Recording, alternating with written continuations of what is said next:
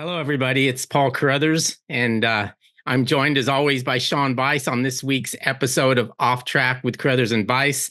It's our weekly MotoAmerica podcast. Today's special guest, you can see him down below there, is Hayden Gillim. Now, Sean, I think this guy had it's hard to think of a guy that had a better season in MotoAmerica than this guy did. And I'm talking about not last year. Last year, obviously had the best season, but over time, I mean, he was a King of the Baggers champion and Stock 1000 champion. Doesn't get much better than that. Right. And now he's had this off season why don't you tell us what he's got going, Sean? Because it's pretty cool. Yeah, I mean, first of all, we knew that he was going to be defending that number one plate in Mission King of the Baggers, but now, as of the announcement, he is going to defend his Stock 1000 championship with that number one on that. Well, actually, Hayden, are you going to have the number one on the bike? I'm not sure yet. I'm trying to figure that out. Because I'm wanting to do some Superbike stuff too, but we're trying to figure out if we're going to do Superbike or Superbike Cup. And if I do Cup, I can't run the number one plate because all this stuff for the Superbike side comes out of Stock 1000, and then they can't have two number one plates out there. So I don't know. We're working on it, trying to just see what the sponsors want to do. And yeah, I don't know. I'd like to run it, but it's not that big a deal to me at this moment. I just want to get on track and go riding. Yeah. Well, let me just say this. So as much as, and I want you to run that number one plate too, but you've got the number one plate on the Harley. So let's just say you don't run the number one plate and you run your number 69 on a Honda. I mean, it just gives me chills. I can't, you have to be there's been nobody else, Pat, other than Nikki, that's had 69 on a Honda. Did you ever have 69 on a Honda? It's been a long time since I've rode a Honda. Right. Yeah, I think last time I was on a Honda was amateur days. I think maybe 2000, 2009, 2010. So it's been a little bit. What was your flat track bike the year or 2 years? Suzuki? I've rode Suzuki's. I did run a Honda on in 2011, I think, or 2012 in flat track. But I haven't rode a Honda in a long time, other than, I've got my Honda Grom that I putt around on sometimes, but other than that, I don't have anything Honda. And you had a hat and a shirt. You had a hat and a shirt laying around somewhere. Oh yeah, I pulled these out of the archives. Well, in addition to the team being new, it's also got the longest name I've ever seen in the history of motorsport. I was talking to Sean yesterday. I'm like, God, how many times am I going to screw that up? So we're going to have to think of something different. Yeah. Whenever we were talking about team names, and I was having a hard time. We talked about team names for a while. I was trying to just do an acronym or something, but I don't know. We're gonna have to figure that out for sure. It's just need a picture to pop up, and that's gonna be it. But, right. Yeah, I don't know. We'll see. We're gonna have some discussions and maybe see if we can shorten it down or condense it a little bit, but we'll see. Well, just the name of the bike itself, a Honda CBR1000RR-R SP Fireblade. Fireblade SP. It's like the pirate bike, the RR-R-R-R-R. Yeah, it is that way. It is that way. Yeah. That's what I told a buddy. I was like, you got to talk like a pirate whenever you say it. You got to R and just draw it out. But hey, listen, let's go back to this for a minute, because I know it's something that you thought about, that 69 on Honda. And I want to point this out, because occasionally we've had people, as you know, that are uninformed, and they'll make some comment about, how can this guy run 69 or anybody run 69? And I don't know, maybe they can say it to Danny Eslick, but for you, it's different. Now let's talk about something that I don't know if I've ever completely asked you about this, but the reason your name is Hayden, the reason you run 69 is obviously because of the Hayden family. Your mom Carrie Gillim's was her maiden name Hayden, or is she part of? How is she the family?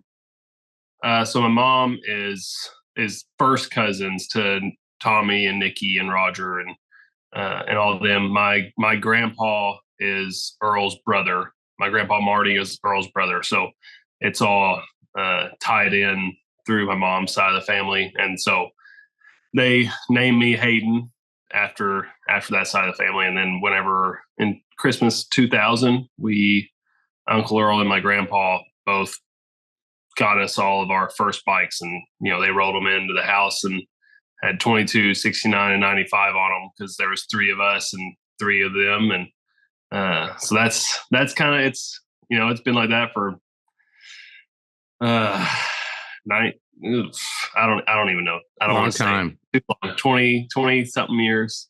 So right. I've had to stick with it. And like, Danny's Eslick has ran 69 longer than I have. So, for the 200, I always give him the nod to run 69 because I know he's going to be in there. And in the past, whenever we've been in the same classes, I try to give it to him because he's had it longer than I have. So wow, that's nice. I didn't know that. What's the situation with Sammy Halbert? Because he runs 69 in American Flat Track too, right? Yeah, which he runs that for his brother, Jethro. Right, Jethro, yes. Yeah, yes. So, I've got a number plate back there that's got 169 on it for flat track stuff. But yeah, that's part of the reason I don't run too much flat track. Just don't want to have to run into number situations. Right. But this situation with Honda, I mean, I'm sure at an early stage when you were going to ride this bike, it occurred to you, oh, I'm going to have 69 on a Honda, Nikki. I mean, you had to think about it, right? Honestly, I hadn't thought about it until like a couple of days ago. And so I don't know. I hadn't really thought about it. And I know and it hasn't been too long since there was 69 on a Fireblade. So I don't know. It'll be really cool. Yeah, it's going to be fun. I'm excited about it, but I haven't thought about that side too much. I know I've seen other people say stuff about it or had other people say stuff about it, but to me, that's not something I've thought about too much. I've just been more interested in getting, we're kind of on the back foot on it. It's taken a while to get this program put together, and we haven't had the bike but for a month and a half, and a lot of the parts and everything have been on back order. And so like right now, as of this morning, the bike has an exhaust. The suspension's got, it's got race suspension on it, and that's it. I don't even know if we have an extra set of wheels or anything yet. All the stock bodywork's still on it. Whenever we've gone to the track, we've had to safety wire the rear sets so they wouldn't fold up while I was riding it. Oh, wow. Okay. Yeah, it's stock. So, yeah. It's a 23 though. I understand they don't really have any 24s. Is that right? No, the 24s, to my understanding, aren't going to be here until July or late. I mean, by the time you got one and got it ready for the race season, it'd be the end of the season. So that's my understanding of how it's going. Right. So it's obviously getting late in the off season. Was it a case of it took a long time to put together, or you started talking about it late, or a combination of those? Well, I mean, really we've had it together for a little while, but there were no bikes. There were no bikes in the country, and I mean, the bike literally showed up to the dealership down at Southern Honda in Chattanooga at the end of January, like the very end of January. And the day it showed up, we drove up there and got it. And right now we only have one bike. And so it's just been the getting everything together and getting everything here into the country has taken a long time. And that's kind of where it's been slow going. And because we didn't have the bike, we didn't have the budget yet, and so a lot of the parts we couldn't get ordered. And so now everything's starting to show up, and we're going to go test here in a week or two, and hopefully we'll have a full race prep bike. Now, how many times have you ridden it? Just the once?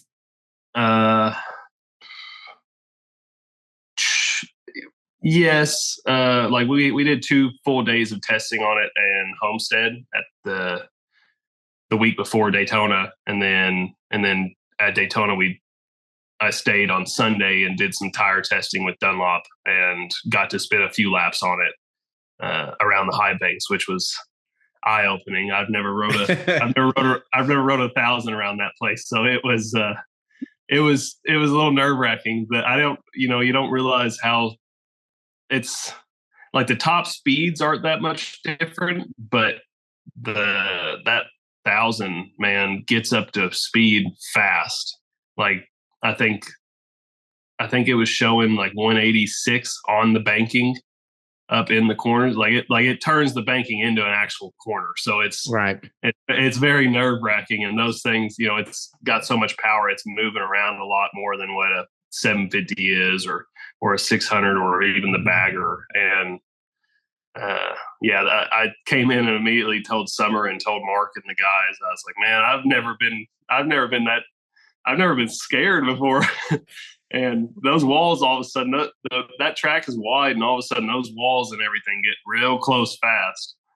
But yeah, so I've got some laps on it, but it's a long ways off of where it needs to be. Like, I mean, the times aren't that far off of what I felt were good. Like JD and Cam Bobier and them were down there testing at Homestead, and so I had a kind of a reference to go off of. And I had tested there previously on the bagger, so I knew what times I was doing on it. And I felt like the times were as good on the Honda in street form pretty much as what, I might have been able to go a little bit faster on my full, championship winning bike from last year, but I wouldn't say much, if at all. So, I mean, the bike's really good. There's some little things that, being new and us getting used to it, that we were trying to figure out. But I mean, it seems like a really good package. I came in the first session and told Mark, I was like, man, this is going to be really good once we get it. Once I get myself kind of wrapped around it and get it sorted. And it's going to be interesting. And I mean, Honda's come in big this year with a really good contingency program, and Southern Honda down there has helped a ton. They got us the bike. I got a couple 450s. They've been putting a lot of support into this, and they've been pushing Honda also to help as much as they can. And so having them on board, and then having Honda also has been really good. They're helping with some parts and everything. And obviously Honda's done a good job. The bike, people think the bike's going to be really competitive, and then they're putting the money behind it. And now you can see there's quite a few Hondas that are going to be out on. So there's going to be a lot of red at the front, I feel like. Yeah, that's been interesting. I mean, it sort of happened with BMW. You saw what BMW, what they did, and there's a bunch of those in stock 1000. Now it's crazy how many Hondas are going to be out there, and there's a couple that, or at least one that hasn't really been announced yet. So it's impressive how they're jumping right in again. So comparing it to last year's Suzuki, it's got to be, I never know how you guys do this anyway, because I mean, if I ride a motorcycle, I can't remember what it felt like from the day before. But can you compare it to what you had last year at all? I can. It's hard though, because it's been almost 6 months since I rode the Suzuki, which right. I've raced the Suzuki for a long time, and so I know that bike really well. Right. And I mean, just from the first couple sessions, I felt like the handling was pretty similar. It's hard though, because it has all the stock stuff still on it. So all the rear sets were a little too high for my liking. We had to stack a couple seat pads on top of each other just to get me to where I wasn't so cramped up. But then because of that, I felt like I was way too much over the front. And then we were trying to go off of the geometry. We were trying to base the geometry off of the Suzuki, and immediately, that was wrong. It didn't feel like it should. So we had to kind of go back to the drawing board and change it. Like it's going to take a little bit of time just to get me used to it. But a lot of it is just because the ergonomics, how I sit on it and how I feel right now is just off, because it's bone stock versus how it's going to be once it has race body work, race rear sets, race clip-ons, has all the bells and whistles on it. So I'm excited to get on it again and test it. And now that once it has all the race parts, because then I'll be able to tell quite a bit if it's a lot different or if it's pretty similar. I know right off the bat, I could tell the power, like the thing that whenever you get on the gas, it's real mellow, but where the Suzuki hits pretty hard on the bottom, the Honda is really mellow, but then once it gets going, it goes and it just pulls and pulls and pulls and pulls. And so like my first time on it at Homestead, going down one of the straightaways, it felt like it was just pulling forever. It never got to a point where it started tapering off. And so it was eye-opening for sure on the power side. But as far as getting comfortable on it, it's just, we're kind of still in that dead spot of getting parts and everything to where I can actually get on it and make it mine. Yeah. Looking at the photos, is it physically smaller than the Suzuki? It does look smaller, but I don't know. I felt like I could get tucked in a little bit better on it than the Suzuki I could. But again, it's hard to say just until I get everything situated how I want it. It's hard to say.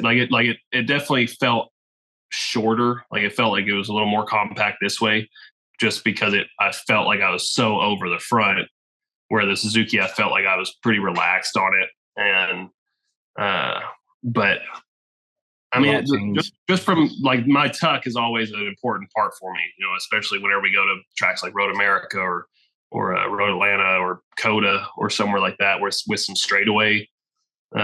And that was the first thing whenever I sat on it, I tucked in, and like the arms were kind of back behind it, and my shoulders didn't seem like they were way up above the bubble or anything, and my head was down in it. And so it seems pretty spacious. I run my bars really far out, more almost like they're set up almost like motocross. And so I couldn't get those quite as far out as I would have liked. So I'm hoping the race bodywork has a little bit more space to do that. But I don't know. It does look small. It looks skinny. And I don't know. It's going to be interesting to see, because if the bike looks small and skinny, it's probably going to make me look even bigger than I already am. It's funny, Hayden, you actually brought something up that I didn't know, but you're talking about the bars being more straight out. That's pretty interesting to me, because the other rider I know that always did that, you may know this, is Tony Elias. And I mean, talk about stature. You guys are at almost opposite ends of the spectrum on that. And he liked his bars way out wide because he liked the leverage on it. I always wondered how he was able to reach that far out. Obviously, you don't have a problem with it, but is it for leverage for you better than anything?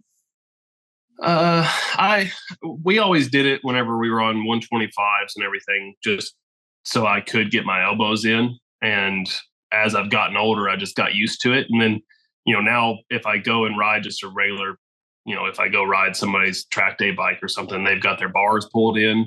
I feel like I get bound up, like my shoulders get all kind of hunched in and my elbows are all tucked in and I can't really move on the bike. So I always try to widen them just to kind of be more comfortable, and it allows me to move a little bit more. And then also for the leverage, it is quite a bit more leverage. You're not bound up in here, right out here, and kind of pull on it and push on it more. I know there's quite a few guys that like to run them out a little bit.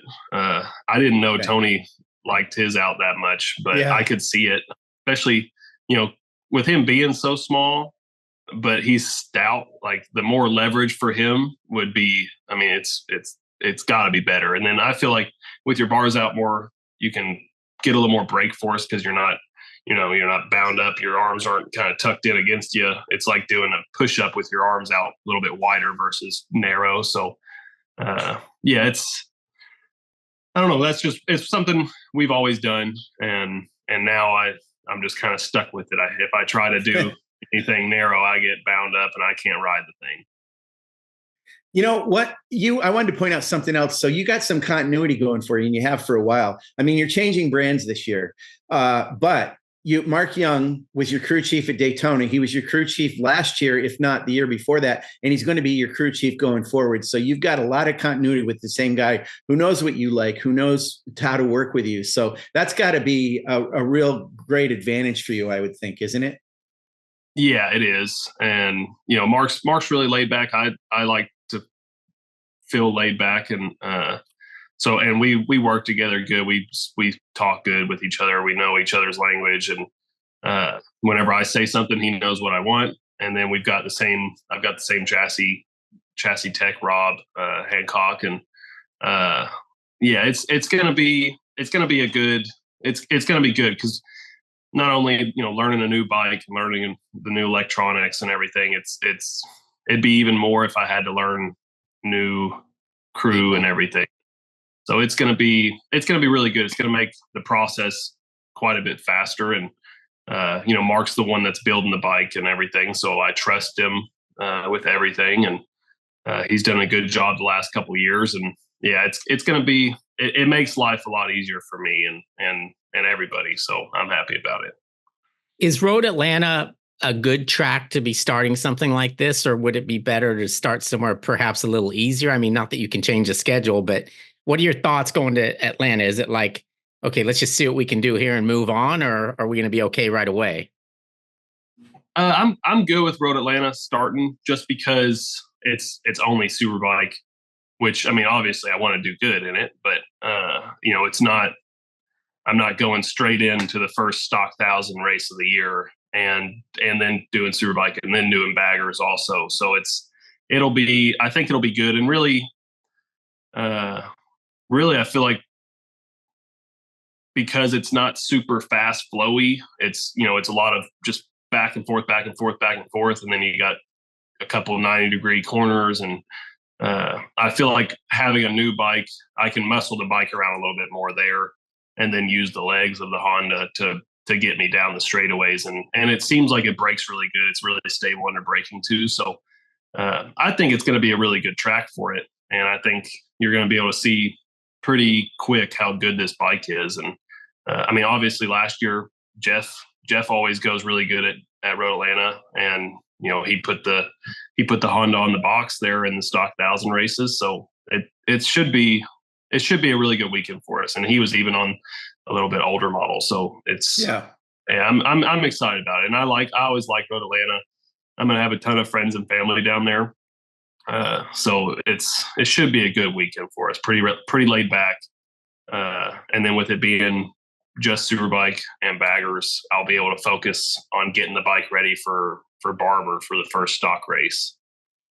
Yeah, Roger always, sorry, Paul, Roger always said that Road Atlanta was kind of a home track for you guys. It's fairly close, so you always felt that way, right? Yeah, Road Atlanta, Barber, and even now that we're going back to Mid-Ohio. Yeah, they're all in that circle of 5-6 hours. So everybody always travels to those. One thing that sucks, my grandpa, he's actually going to be him. They booked a cruise to go over, I think, to like the Netherlands or somewhere over there for some flower festival, and this is going to be the first time he's missed Road Atlanta in 30 years, Wow. And so he's pretty bummed about it, but it'll be good. All his whole crew is still going to be down there, and I'm going to have a bunch of buddies and their wives and kids down there for the races, and my majority of my family should be down there. So it's going to be a good weekend. I'm excited about it. But yeah, it always seems like a home race, especially with it being one of the first ones of the season. Right. So we can't not talk to you about baggers.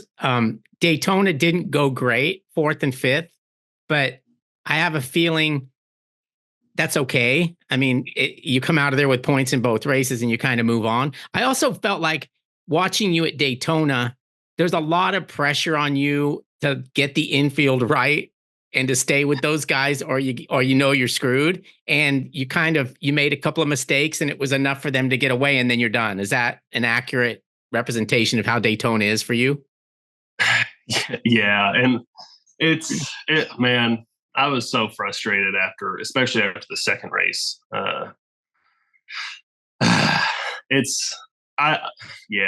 I told him before the weekend, I was like, we just got to get out of here with points. But it was a bummer because 4th and 5th obviously isn't how I wanted to debut, running with the number 1 plate and running with RevZilla and Motul being the big sponsors for the Vance Hines guys. But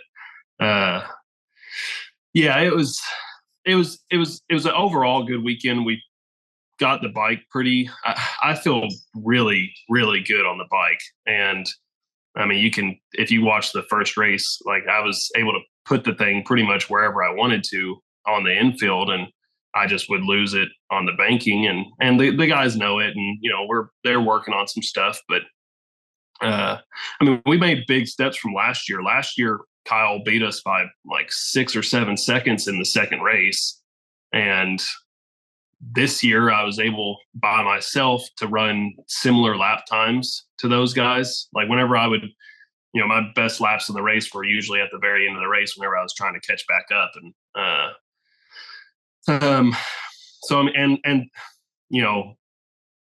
the infield, obviously I had to get right. And especially whenever I would make those mistakes, I had to make sure to hit the infield perfect just to make up any kind of time I could to get back to them and hope that they were going to start fighting. And I don't know. I feel good. I think Coda's going to be a good showing for us. I think with it being a little bit more technical and only having a couple straightaways, not half the lap being a straightaway, is going to be a big deal for us. And we've made a lot of progress on the bike in the off season, and I've actually got laps on it now where, going into the season last year, I had 0 laps on the bike. So coming away with the second and third last year was really good for me. But we got to Road Atlanta and had a couple issues, and Road America had a couple issues last year, where this year, I think we're going to already, I feel like we can actually fight with them. Last year, we were just hanging on, trying to stay with them. This year, I already was able to fight with them and be part of the group. And, those guys said something about, it being a 4 at one point. Kyle said something about it being a four dog fight or something between the 2 Indians and the 2 Harleys, and it pissed me off. And and then so the good news is, like, I'm glad Troy did really good, and I was at the test with them at Homestead and talked to him a little bit there, and just from watching him there, I thought he was going to be really good. He's super smart and obviously has a ton of experience, and is, I mean, he was going quick at Daytona, just a couple mistakes, and that cost him a couple races. But yeah, it's going to be a good season. I'm excited about it. I'm excited to get to Coda and in front of the MotoGP guys and show them how we battle. It's going to be a dogfight. Y'all saw the races from there last year, how crazy they were. And and I feel like this year we can actually do quite a bit more with our bike and be a part of that front fight. So it's going to be fun. The Indian guys seem like they've got their stuff together, and and the Harley guys, James and Kyle, they're going to be going fast. They always are. So, yeah, I'm just ready to get going. I don't like, I was itching the whole time before Daytona to get going. We got to do some testing and I felt really good. And I hated sitting around waiting. And we're kind of back in that situation again where we're sitting around waiting. I know the boys at the shop aren't sitting around waiting. They're working, but yeah, I don't know. I'm happy with how we came out of Daytona. I'm only, a race back points wise. So, yeah, I'm ready to get to some tracks where it's not just horsepower. So you also have a young, inexperienced teammate in Rocco Landers. And I know Terry liked the combination of having you and Rocco because he thinks that you're going to embrace that like dad role, mentor role, and you're not insecure about where you stand in life. So it's like, it's not going to bother you. You're actually going to embrace it. Do you feel that too? Like, do you feel like that's something that you can really help with? I hope so. I don't know. We'll see. Rocco. I like Rocco a lot. He's, I've never really been around him much until this year. So, it's a learning experience. He's a firecracker. He's wide open all the time. And, so we gotta chill him out a little bit.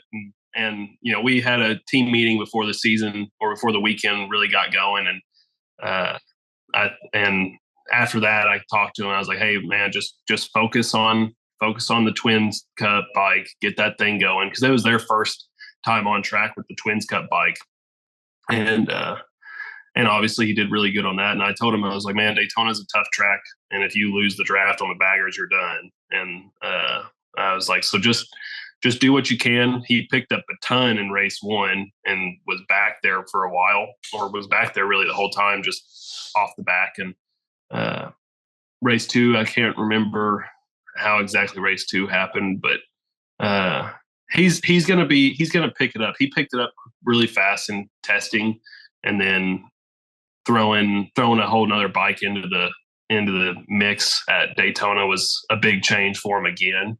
So it's going to take a little bit for him to get it kind of sorted, but he's super smart and like thinks about everything on the bike a lot. So he'll be able to figure it out. It's just going to take a little bit.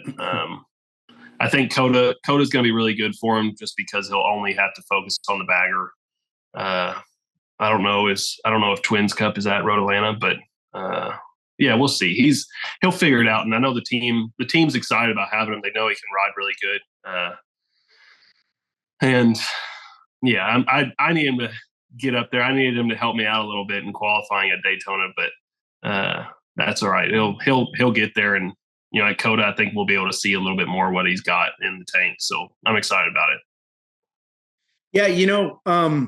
You mentioned you went like 186 on the Honda at Daytona, but you were going nearly that fast on the baggers this year. And I had noted that only 2 years ago, you guys were going about 14 miles an hour less than that. So did you feel how much faster you guys were going this year, or that it's pretty darn fast on those baggers? Man, it really, on those bikes, it really doesn't feel that fast. They're so stable that the only time you really notice that you're going that fast was like in race 2. I felt like I wasn't going that fast, but at the very last lap, I passed Tyler, and he blew my doors off coming to the line, and I realized how fast he was going. But those bikes,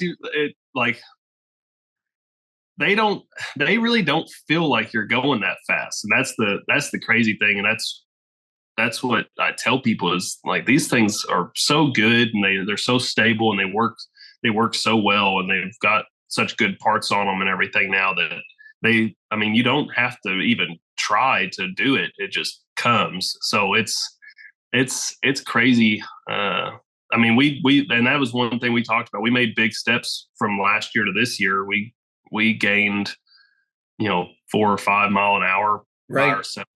And so and that's the crazy thing too, is that every year these bikes are getting better and better and better and faster and faster and faster. So, it's getting harder, but I mean, it's fun. It's a lot of fun developing the bikes and being a part of it. So I'm enjoying it, and they are super fast, and being able to show the fans what these things can do is pretty crazy.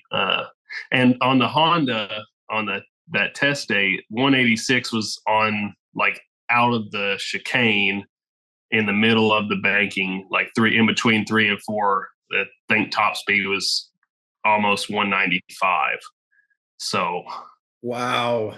Yeah, it was it was so fast. The thing, every lap I'd come around, I could see black marks from where I'd been the previous lap. Wow. Like, it was just, it was pretty wild. So that Honda's got a little bit more steam than the other ones. Okay. Well, you brought up, that's one of the things that we always struggle with is when, I'll keep track of trap speeds. Well, most of the time the trap speeds at our tracks, where they have it isn't the top speed of the bike. I mean, you guys generally will go faster somewhere else. Isn't that right? Yeah. Normally, it depends on, the straightaway that it's on or whatever. And like Road America, normally the trap speed, I think it's at the end of the front straight, and the front straight's not the fastest straightaway on the track because you're going uphill the whole time. Right. And, normally, and I mean, sometimes it can be if we have a tailwind, but then other times the going down into turn 5 could be the fastest straightaway because if we might have a tailwind there, or it depends on, where it's placed, because it might be placed too far in the straightaway or too early in the straightaway. So we might just be going through it as we're still accelerating, or I know sometimes it's placed a little too far back to where we might start braking right as we get to it. And so it's kind of, I mean, yeah, the trap speed it's good to see, but it's never always 100% accurate. So, and there's always variables to what's causing different trap speeds, drafts, headwinds, tailwinds. If you came out of the corner. Yeah. So, and that's the big thing I noticed between the Honda and Suzuki is that the Honda, once it gets going, it accelerates so fast. And I never really understood it until I got on the bike, because that was always like the top speed between the Suzuki and BMW.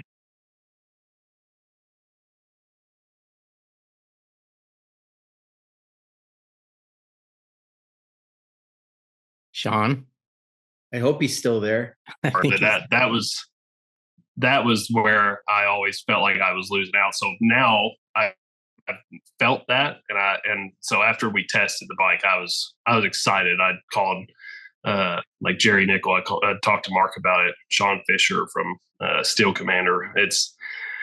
I was excited about it. So it's going to be fun. I kind of wish once we get it on track and really see what it's got, I kind of am wishing I could have this bike a couple of years ago, but yeah, we'll see. Before we cut you loose, I think it's interesting to see where you've come from, right? Because I remember the man with the van and not a very good plan. And since then, things have changed so much. I mean, you have a wife, you have 2 kids, you have a good baggers ride, you now have a good stock 1000 ride. I mean, it's a pretty good time to be Hayden Gillim. And it wasn't, I felt like you were so close to it not being, your future not being the same that it is now. And somehow you've turned it all around and it's all fallen into place. And I think that's really cool because it couldn't happen to a nicer guy. But talk to us a little bit about that. Is that kind of how it was for you?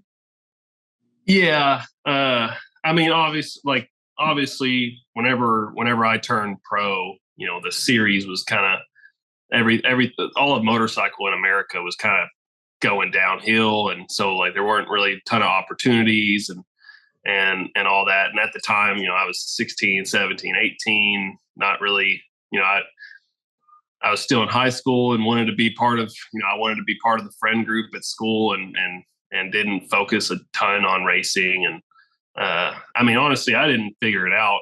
I didn't really start thinking about racing as a possible actual like living until I met Summer. And before then, I was just having a good time going riding motorcycles, making enough money to get me from track to track in my van. And yeah, I mean, it was, I don't know. And like I, turned 21 and everything, and was drinking too much and partying and everything. And my family was always trying to get me to chill out. And JD was always like, you gotta get your head straight. And everybody was always telling me, what I needed to do. And I was in that kind of rebellious phase, and I was like, screw that. I'm going to do what I want. I'm going to have fun, and I'm going to eat what I want and drink what I want. And, yeah, I was a hot mess there for a while. And once I met Summer and once I got with the Ridiculous guys, everything I kind of, at that time I was living out in Josh Hayes's condo, and I was around Josh a lot and Melissa, and I had some good people around me, and they kind of got me steered in the right direction. Me and Josh had a lot of talks about it, and he was a big part in it. And and now then I got out of racing and have gotten back into it. Had a really good opportunity with Jesse from Disrupt, and now I'm in a really good spot. A couple babies, a garage full of crap, and a really good home life. And it is crazy. I think about it. Me and Summer talk about it every now and then. And I tell her, I'm like, if you wouldn't have come around, I'd still be in this dark hole. And I don't know where I'd be. It's amazing, Hayden. I think about that. I mean, some riders, they'll get a girlfriend, or they'll get married, they'll have kids. It really changes their life. I don't mean for the worse. It's a different priority, but their racing kind of goes downhill because they realize they've got they got a wife to worry about. And you even kind of intimated that a couple of years ago, that you've got other things to think about. Well, it's, to your point, it's actually made a better situation for you. And I love the fact that it's moved your racing forward. Plus you got an awesome wife and two beautiful kids. So, and you got to feed them, right? You got to make money to feed the family. I think it makes you go faster. That's what I feel like that was part of the whole, that was a big reason of me getting back, making sure to come back into it. I had a good job here, and was able to pay bills and all that. And, but I didn't love it like I love racing.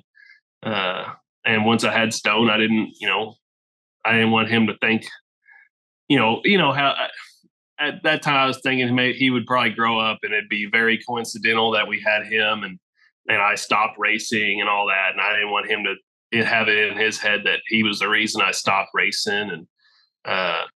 And because of him, I actually, like, before, I never thought about the money or anything. I didn't want to ask for money. I didn't want to do so everything, it was always contingency based. It was always on the back end.